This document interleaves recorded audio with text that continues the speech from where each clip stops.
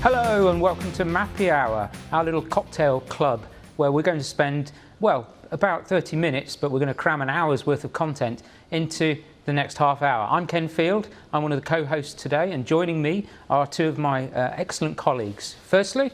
Hi, I'm Edie Punt. And secondly, but not secondly... Nathan Shephard. And we also have a teapot for good measure today, just in case we get a little bit thirsty. So the show's going to be split into several segments, and we're going to kick off with a look at some of the maps, not all of the maps, but maybe we'll pick 3 or 4 of them from the map gallery. There's been over 400 maps in the map gallery, and we're going to start by reviewing some of our favourites. Yeah, so I mean, you know, the map gallery to me has always been a special part of the UC, because that's really where, like, we get to see the users, all of you, sharing your work and all the cool cartographic techniques that people have done over the years. So we're just going to jump in and talk about a couple that really stood out for us. Yeah, which one's first? The very first one we're going to talk about is called St. Vincent Island, and it's by someone familiar to us, our winner from last year, Aaron Kolker. So this is St. Vincent Island. I just love this map. I mean, it is this tiny island, super duper flat, right? But Aaron decided to make a topographic map all about the elevation on this thing, which is just, you know, that's just crazy, yeah. Right? And it's so well done because there's so much detail in that elevation. And then one of my favorite parts is down at the bottom, that like little elevation guide that he used to sort of better explain how the elevation actually works on such a flat island. Yeah, he applied some humanness to it. Like, you got an idea, it's not just a bumpy map, but it actually, you can see how big a tree is or a person is. So that kind of really helps you understand that this is barely sticking out of the water. Yeah, I remember last year Aaron did quite a small scale map of a large area, and he's kind of reversed the idea this year. Yeah. And done a wonderful job. I just really enjoyed the coherence of all of the elements, and everything was seen to be held together using this sort of coral pink colour scheme. Yeah. So even though the map had a lot of green on it and it popped, you know, everything else was subtly integrated. The title, the neat line around the edge, all of the sort of extra graphical stuff in that bottom left-hand corner, a lot of the labelling. I mean, I think that's just a wonderful little cartographic design touch. It's like perfect colour scheme for an island off the coast of Florida. Yeah. No, I love the little transects on the side. It's kind of that Joy Division album cover vibe to it. The heartbeat of the elevation going across the island. Showing your age there, Nathan. Well, you Don't know, mind me saying so. I can Google just as much as anybody. Yeah, so just kind of gives you an idea of just how flat it is, but also where it is ridged. And the whole thing sort of streaks down, sort of wraps down and around. You see those ridge lines. Everything sort of just flows nicely. Yeah. And then he like curved the title to that's the thing that grabbed me immediately, was that title. Yeah. In the Prisma font, which means, you know, you don't need to put Times New Roman or Arial on your maps. You can actually use something else. So who's going to say except Comic Sans? but you know, mixing and matching some really cool fonts can actually also give a spark of interest. It makes people want to look at your map a little bit more. Yeah. Next up is the Weminuche Wilderness by Sterling Lutz. I hope I've pronounced your name correctly, Sterling. This is just a wonderfully fresh-looking representation of elevation. Topographic maps aren't all the same, you know, but there's an awful lot of material that you have to put in them, a lot of content. And if you can make your topographic map look vaguely fresh and different by just using slightly different shades for the tints for elevation, or a slightly different hill shade characteristic, they really do mark your map out as something slightly different. And in here, the amount of text that's on this map is quite phenomenal, with lots of different elements and colours and hierarchies built into it. So, yeah, I really like this map. This is a really, I'd say just an impressive example of a classic topographic map, you know, where the colors really work. The thing that really struck me about this map is how much annotation is on there. There's so much labeling information, but it's not overwhelming. You know, there's so many great choices in typography and color and balance that I just think he nailed it with it's a great job. labeling. Yeah. Yeah, I mean, the whole thing's just really soothing. It's just like, we just got this Could go to vibe. sleep. Yeah, well, What are you almost. saying? You know, like, it's just like calm. Come here and you'll have a really good time because it's just beautiful and green and everything's calm here.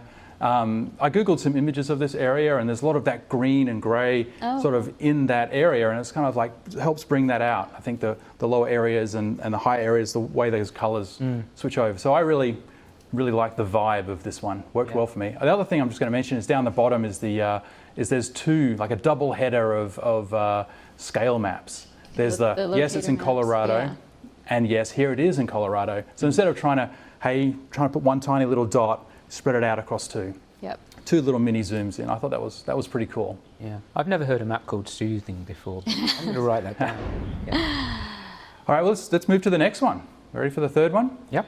So this is walking during the pandemic. This is actually two maps. And this is by Barbara Kent. And she went walking a dog and did 600 miles. Mm-hmm. I really wish they'd done 500 miles and then 500 more. Yeah. Just to be the man. And what they've done here that I really like is that they've broken what could have been hundreds of maps or one map with too much on it into two very simplistic maps. And they're things that matter to you when you're walking. You care about the terrain, the elevation going up and downhill. And then you also care about crazy dogs that you meet along the way, especially if you're walking your own dogs. What do you think? Yeah, I love this. I mean, if anybody knows my particular love for maps, it's mostly thematic maps, and I was really drawn to this for a lot of cartographic reasons, but also one other which I'll mention in a moment. I particularly like the inset in that bottom right-hand corner of the first map because it showed the distance that they'd walked in total as a scale in terms of 2/3 of the way up California, which was a really nice way of representing the total mileage. And I like the north arrow as well, because it proves that you don't have to have north as up. They've rotated the geography and therefore rotated the north arrow as well. Yeah. So if the map fits a different orientation, just move the map to the form rather than something else that's kind of crazy. But on a personal note, it seems that Barbara and I had exactly the same idea sort of a year and so ago. And along with my partner Linda and our dog Wisley, he gets a mention everywhere, doesn't he? We mapped his walks, or I've mapped his walks, and the interesting thing is it's using a completely different aesthetic than the one that Barbara chose. So you may be interested or not, but I'm going to be showing Wisley's walks Wednesday in the Map Wizardry session, and you can then see how I took a completely different approach to Barbara's. But I do really like the colour scheme and the way Barbara went about this map. For me, you know what I really loved about these two maps is they totally work together, but they've got like the perfect color scheme. There's the one that like my friend and I were walking our dog and it's sunny and it's great. We live in San Diego and everything's awesome. And then the other one is like, these dogs are like all over the place and it's a little bit more ominous, kind of grayish purple. The other thing about this one, the barking dogs, is it's sort of like the perfect example of an ordinal data set, and I mean, when else do you get to see a map that goes from minor woofs all the way up to bonkers? Like that's the scale. That is the scale, and I just loved it. Super loved it. I think what it also proves is that your dog's fine, your own dog's fine, but any other dog in the neighbourhood, nope. Yeah. Nope, not interested. Yeah. So yeah, that's a lovely piece of work, Barbara. Thank you. And we've got one more quick one before we move away from the map gallery, right? We do. We've got Tree Canopy in Austin, Texas by Alan Halter. And this is a pretty simple map. It's just a single data set of points. What do you think about this? And a title. Well, and a title, It's got a title. I mean, that's pretty important. I know what I like about it, but what do you like about it? I like the fact that these kind of maps are they're almost a whole genre in their own right. I mean, I kind of refer to them a little bit more as data art or data cart as opposed to a map. Yep. I mean, a map to me has other accoutrements. It has a title, but there's other information that gives it context and makes it something, I guess, more cartographic. This to me is art, but it's no less great for it, which is why we're looking at it today. To me, it's like sometimes where the data isn't that's what tells the story. Yeah. You know, and this is a perfect example You of can that. see the rivers and the coastline. Yep. That's the whole point, right? Yeah, I like a lot of these kind of maps because you often find that, you know, they will take on the shape of whatever it is that's being, or the generic shape of whatever it is that's being mapped. You see a lot of world maps that use this kind of technique, and yeah, they pick out the shape of the continents, and they're just terrific. And I do like the colour scheme because it's not like there's a great contrast between the background and, you know, the green that's been used. It's actually quite subtle, and works really, really, really well. Yeah, they decided what they wanted to show, and they showed it really well. I think even you could make that. It's possible. Let's not go too far. We are going to talk about more maps tomorrow in Mappy Hour, but we have some other segments to get to, right? Yep. We're going to go to Ask a Cartographer. A couple of weeks ago, that fantastic toy manufacturer Lego released the biggest map, or the biggest set, I should say, ever, and it happened to be a map. And of course, the cartographic world went bonkers, to use the correct word. And everybody I knew bought a copy of this set with 11,500 pieces in it. But of course, being cartographers, we've all turned them into something that they shouldn't have been. So for instance, I've turned some of my set into, you know, part of the United Kingdom. It's actually the British Isles, if someone's going to correct me on that.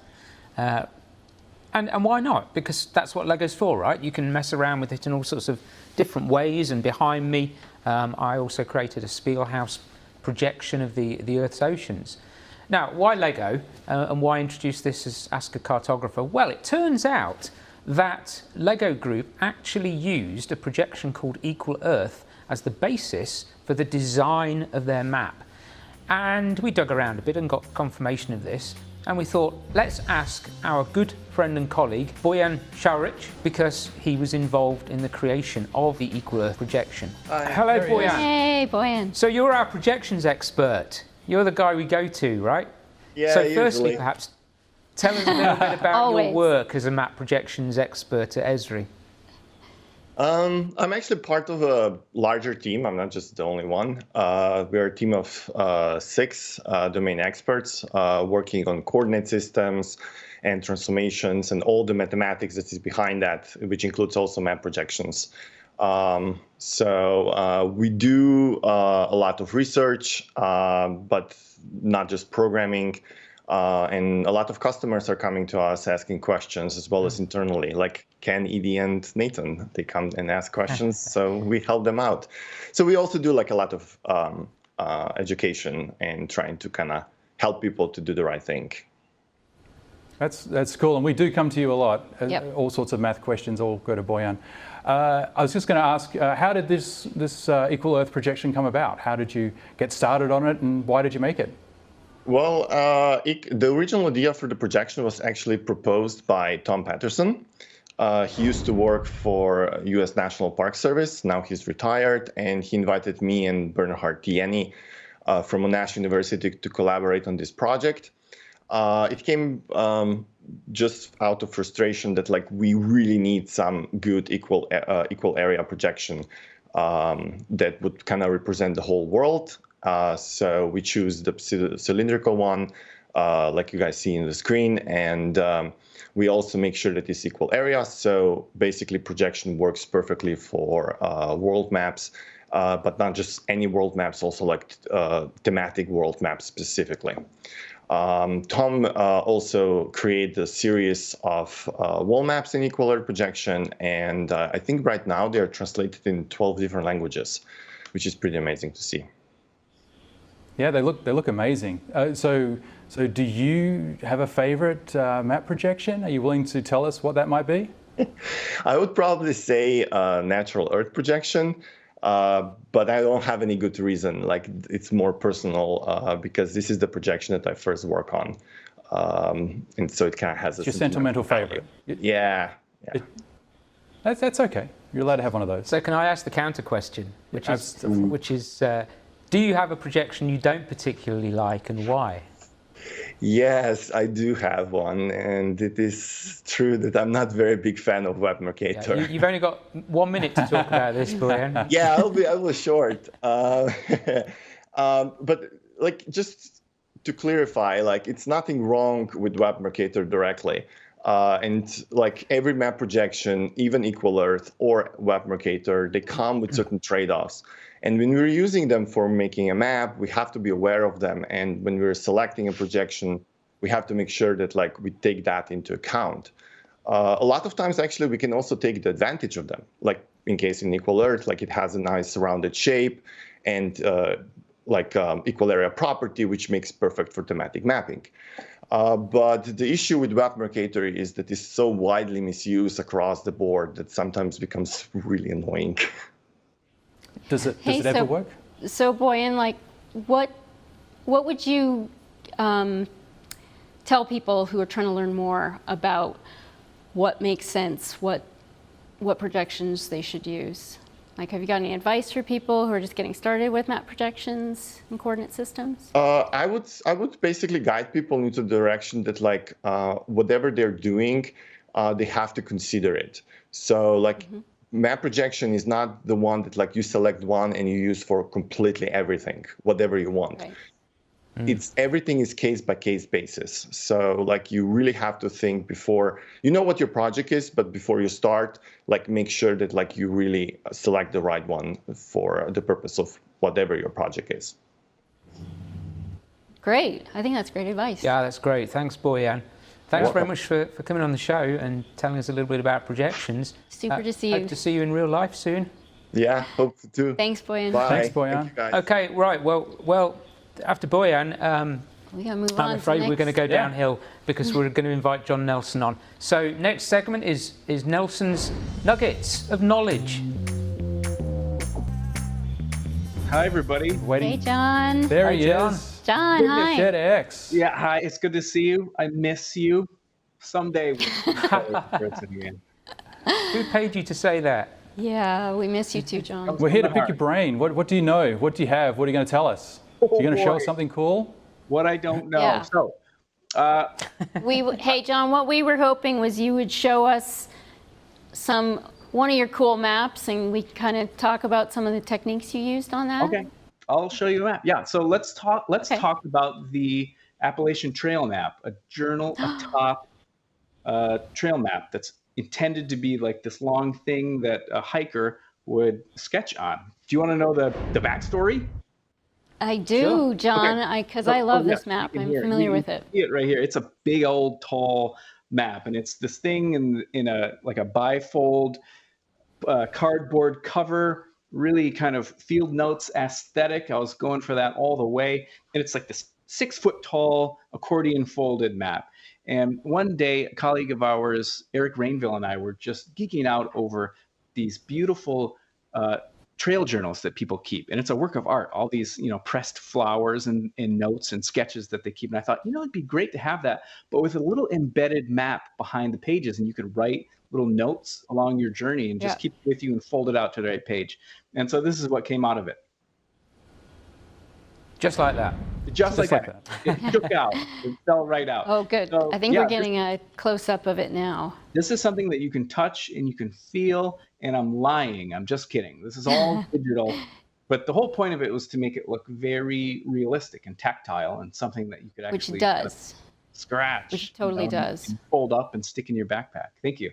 Yeah, so I faked you out because it's all digital. It's just pixels. It's never been printed. But it was a lot of fun to make, and there's a couple cool, interesting things that I learned along the way and tried out. And like any map, it was an opportunity to experiment.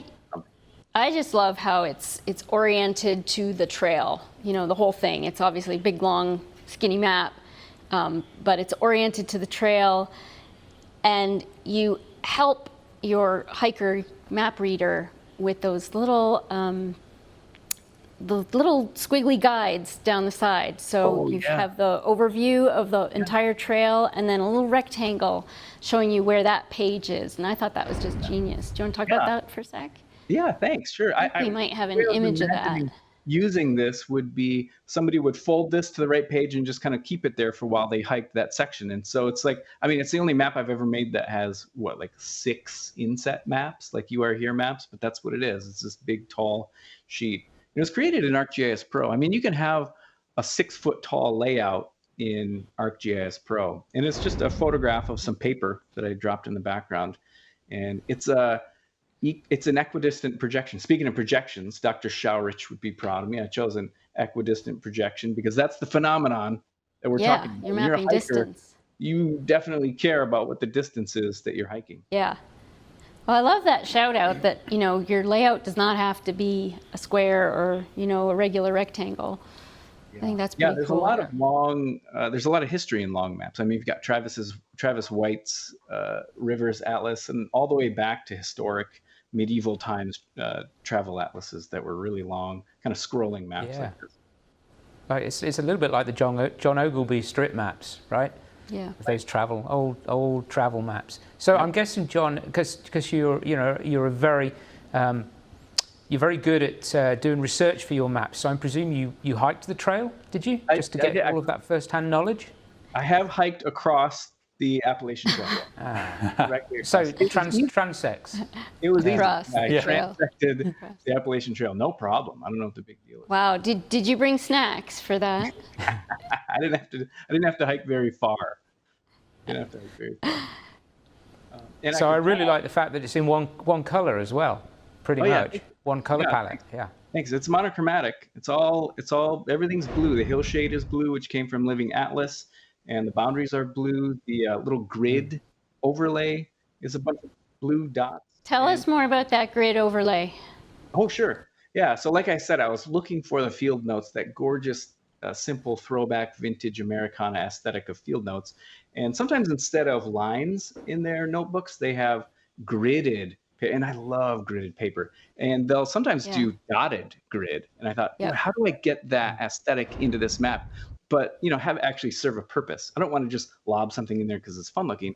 And so I thought, hey, let's use it as a scale. So every dot is a 5-mile distance. So you've got 5 miles, 5 miles, 5 miles. And so there is no scale bar on this map. The grid is your scale bar. There's a little note on the back cover saying you can use this grid as a scale bar. A diagonal one would actually be about 7 miles instead of 5. Yeah, that is pretty cool. That's pretty cool. I love that little triangle. It's kind of like your scale bar, but. So don't let this go to your head, John, but what I like about a lot of your work is the attention to detail. And that kind of, it helps lift the map, above the ordinary. I'll deny ever saying that, by the way. I wish I was recording. Dang it. Yeah, if only there would be a recording. Yeah, thank you very much. It's hard to know when to stop. You know what I mean? I mean, you're working on a map, and it's fun. We get paid to play at making maps, and we're geographers, and who's got it better than GIS folks? You make a good point, though, about when to stop, right? There's always got to be some place to stop, because you could just keep iterating, right? Yeah. I think you could sell that map. I know when to stop. When I think, I just can't wait to show this to somebody. I got to show this to Bojan. Then I'm like, okay, it's time to stop. I got to get this out the door and work on something else. Yeah.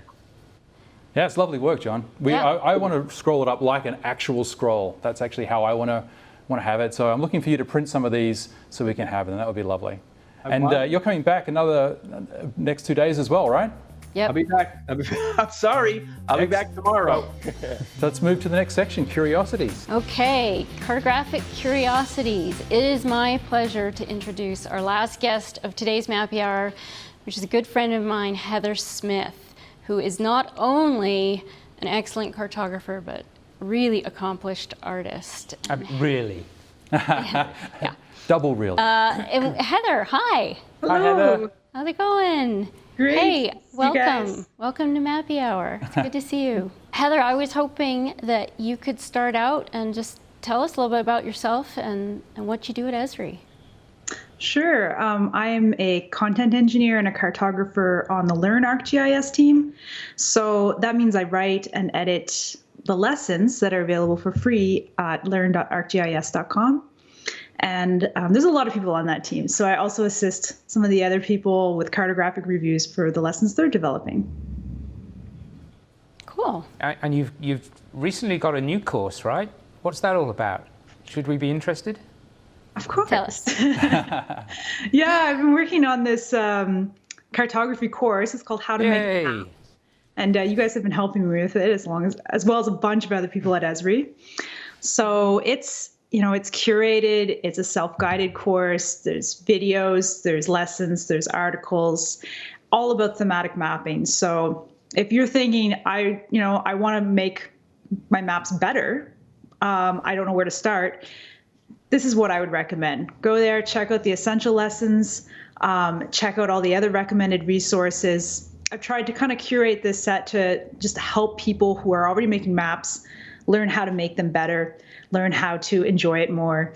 The other cool thing is that this course, you can do the whole thing in ArcGIS Pro or ArcGIS Online. I've got resources for both, or you can do it in both. I hope you try out all of the resources. And if you're used to using Pro, this is a great way to figure out how to do those same cartographic things in online or vice versa. I think that's the real beauty of this course that you've written, is that, like you said, it's on both platforms. So if you're familiar with one, you can try it on the other, or just learn both, or learn one. I also love that you really did pull out the essentials in the course. So maybe you don't have time to do everything in there, but you can hit the highlights. And I think you did a fantastic job. Yeah. Have you done the course? I haven't done the course. I've done a lot of the course, yes. Have you done the course? I have not yet Did you help taken the write the course. course? I probably should. Yeah, I could learn something. I probably could.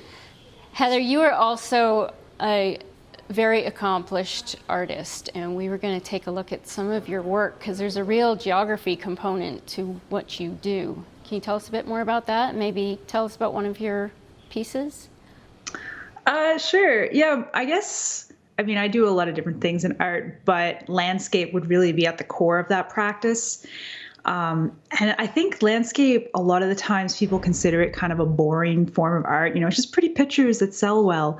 But, I'm sure all of you geographers can appreciate that actually landscape is very exciting. It's really fascinating subject matter.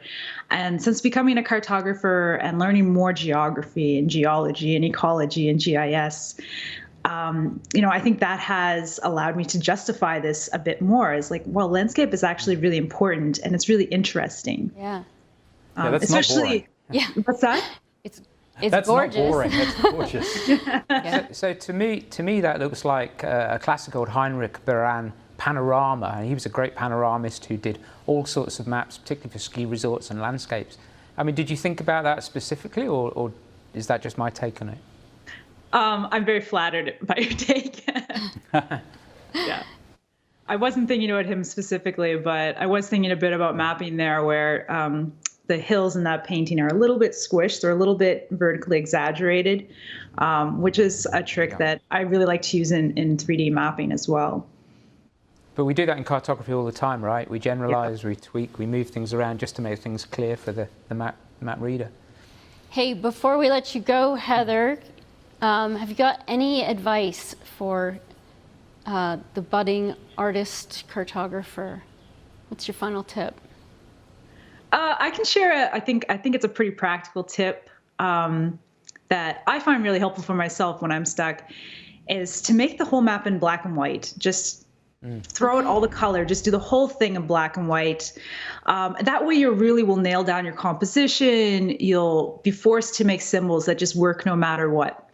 Then when you finish, it, in this case, I decided I didn't need any color, but usually you get to the end, you're like, okay, now I know where the color is going to go. Now I'm going to add the color in purposefully. Color is really hard to do. So I find if I don't have to think about it for the first whole part of the process, I just make a better map. It's the same with the painting. If I'm going to make a big, colorful painting, I'm not going to start with a paintbrush. I'm just going to start with a pencil. I'm going to make a sketch. Yeah. What a great tip. Yeah, and I like that tip, particularly that last point that you made about just getting a piece of paper out and sketching something. Yep. Just see what falls out of your head onto the paper, and that's often a really good place to start with making a map. Yeah. So thanks, Heather. Heather, That was great. that was really awesome Amazing. to learn about that. Cool. Thank you. So we've got one very final little segment, which we've called Final Tips. Final tips. Yeah, we asked our guests to give out final tips. Now it's time for us to fess up on ours. Yeah. Yeah. Okay, so really quick fire, final tips. I'll go first. There are very few rules in cartography, okay? Very few. I mean, there's one or two. There's one or two. There's one or two. Yeah, normalising but there's generally very few. But there's a lot of best practices. And my top tip is try to get familiar with some of those best practices, because if you do, you'll then know how to break them. And that is what creates the magic in some original cartography. Yeah. And have fun. Have fun. Yeah. For me, my tip comes a lot from kind of what Heather was just saying. Just gather inspiration for your maps from all sorts of art and design forms, architecture, ceramics, painting. There's so much inspiration that can be found there, and just different ways to convey shape, line, color. You know, it all applies to mapping. Yeah, absolutely. And I'm just going to, yeah, I'll just say that I think it's all about having a vision, that you're going to make a map, you're doing it for a reason, have a purpose, maybe even write it down and keep coming back to it. Because sometimes you get diverted and you do the wrong thing. So have a vision and stick to it. That's what it's all about. Cool.